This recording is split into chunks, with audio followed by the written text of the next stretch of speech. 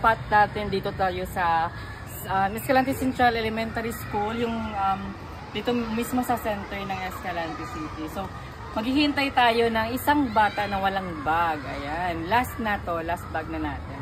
So, wait lang natin, ha?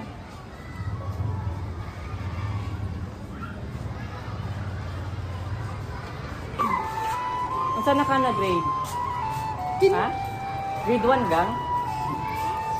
Grade 1? Grade 1 na ka? Dali. Dakuha man na si mong bag.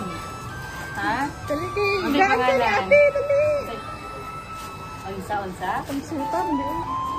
Maribel P. Kopya?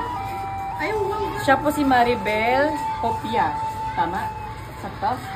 Si Maribel Kopya, ayan. Tingnan niyo po yung kanyang bag. Ang laki din ng kanyang bag at maluma na din. For sure, pinagmana din po sa kanya.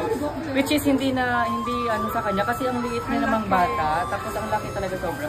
Check natin ha. May notebook ha.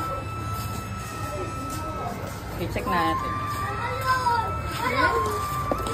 Hala, ayan. Isang notebook lang. Tapos wala na. Mineral water yung laman.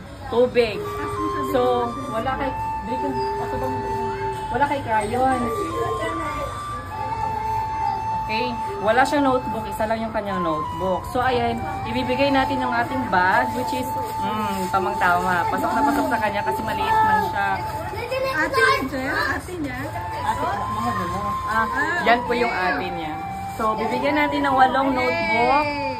Okay ka na, Ani? May papel. Of course, may oil pastel. May oil pastel na si baby. At the same time, meron tayong bagong pencil case. Ball pen at saka lapis. Okay? So, okay na kani. Isa niya na yung bag ka kayo. Unsa man imong gusto magdako?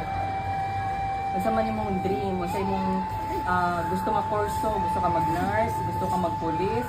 Teacher? Unsa man? Teacher. Gusto niya po maging teacher. Okay? So, ayan. Bago na yung bag. Bebe, try be.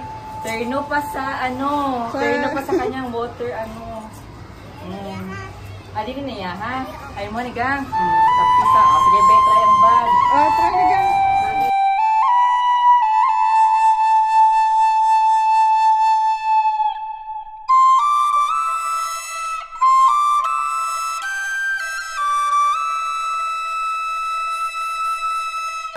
So tamang-tama, di ba? Perfect. So, unsay masulti nimo?